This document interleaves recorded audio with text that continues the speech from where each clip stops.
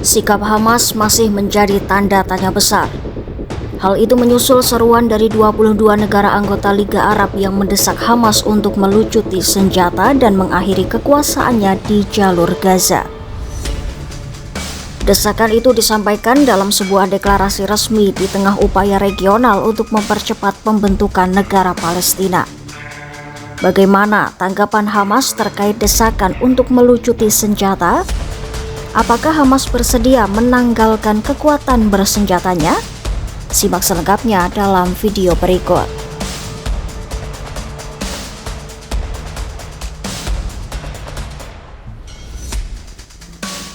Menurut New York Times, banyak pemimpin negara Arab masih menjaga hubungan kerja dengan Hamas, kelompok yang dianggap mewakili perlawanan Palestina terutama di jalur Gaza. Kedekatan ini menjadi salah satu faktor yang membuat negara-negara Arab enggan secara terbuka memutus hubungan dengan Hamas atau menormalisasi hubungan dengan Israel, meskipun ada tekanan kuat dari sekutu barat seperti Amerika Serikat. Qatar menjadi contoh paling jelas dari dinamika ini. Negara Teluk tersebut menjadi tuan rumah dari kantor politik Hamas dan beberapa pemimpin senior kelompok tersebut.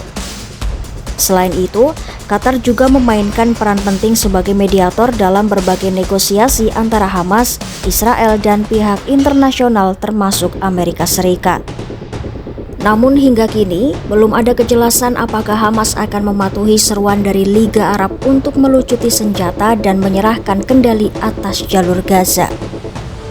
Meskipun 22 negara anggota Liga Arab telah secara tegas menyerukan agar Hamas mengakhiri kekuasaannya, kelompok bersenjata tersebut belum menunjukkan tanda-tanda kesediaan untuk memenuhi tuntutan tersebut. Dalam pernyataan resmi pada Kamis 31 Juli 2025, Hamas menyambut baik upaya internasional untuk mendukung rakyat Palestina, namun tidak secara langsung menanggapi seruan pelucutan senjata.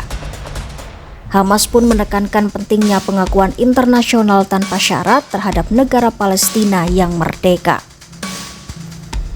Hamas menegaskan masalah Palestina adalah urusan internal rakyat Palestina. Hamas juga kembali menyerukan reformasi terhadap Organisasi Pembebasan Palestina, badan yang saat ini mewakili Palestina secara internasional dan dipimpin oleh Presiden Otoritas Palestina Mahmud Abbas.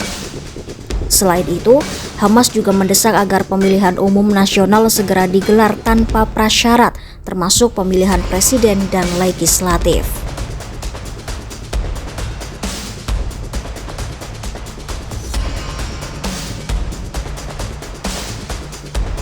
Hamas sendiri beberapa kali telah menegaskan bahwa mereka tidak akan menyerahkan senjata atau mundur dari jalur Gaza.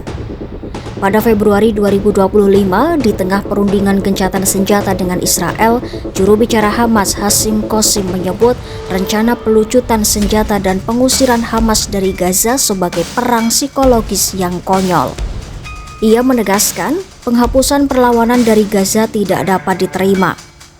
Dikatakan, masa depan wilayah itu hanya bisa ditentukan oleh konsensus nasional Palestina, bukan tekanan eksternal. Penolakan itu muncul saat Israel dilaporkan akan memulai fase kedua dari kesepakatan gencatan senjata yang salah satu syaratnya adalah penarikan Hamas dari Gaza dan demilitarisasi wilayah tersebut. Namun, Hamas menolak syarat itu meski menyatakan siap melanjutkan pembicaraan damai dan pertukaran tahanan dengan imbalan gencatan senjata permanen dan penarikan penuh Israel.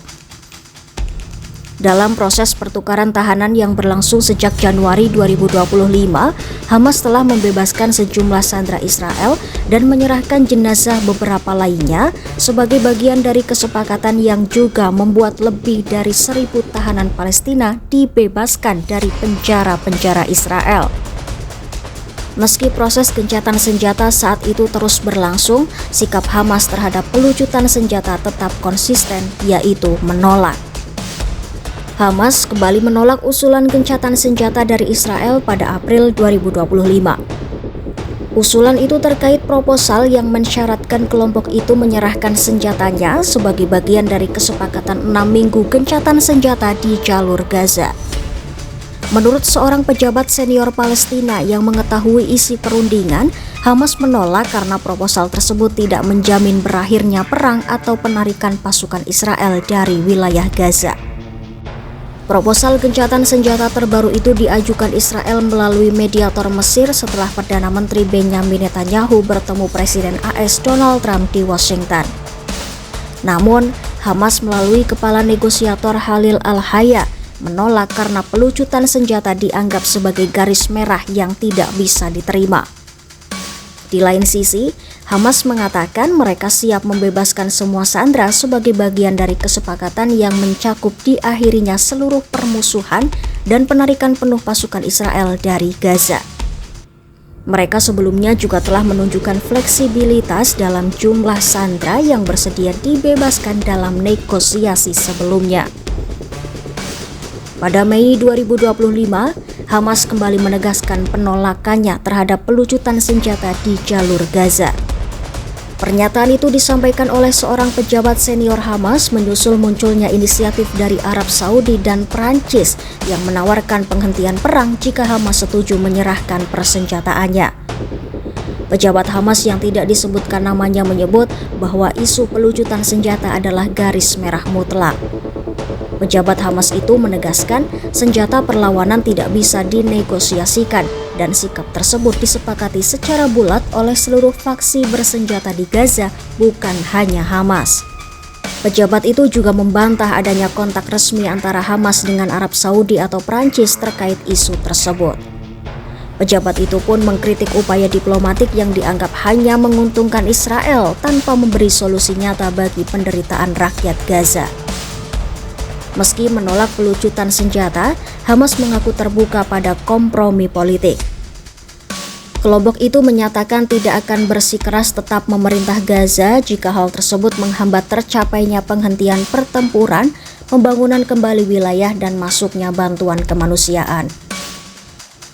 Terkait isu sandera, Hamas juga menyampaikan kesediaannya untuk membebaskan semua tawanan Israel secara sekaligus, meski menyebut sebagian dari mereka dalam kondisi terluka dan mengalami penderitaan yang sama seperti warga Gaza lainnya. Ya, masih belum jelas apakah Hamas akan tunduk pada seruan negara-negara Arab untuk melucuti senjata mereka atau tidak.